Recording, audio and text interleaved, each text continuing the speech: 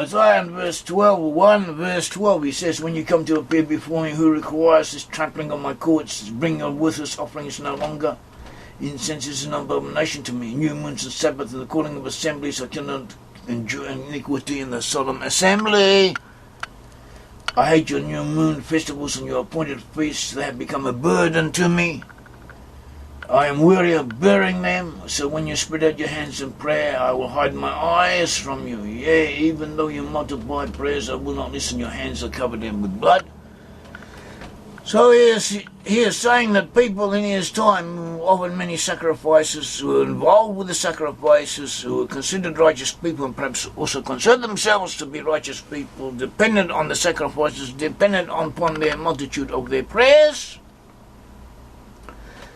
to get close to God, to be accepted by God, and I hope that God through this would ignore or overlook their transgressions.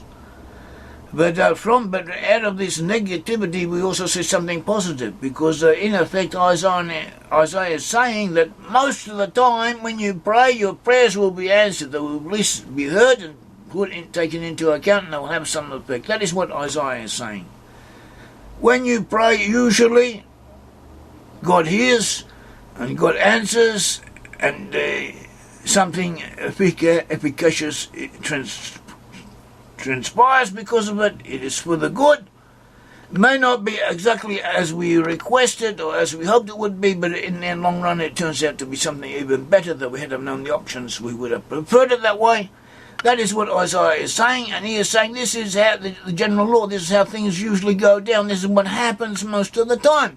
But in this specific case, where the people who are praying and offering up sacrifices were unworthy, and they were relying too much upon their offerings and so on, and not rectifying their behaviour, then they their prayers would not be heard. But usually they would be.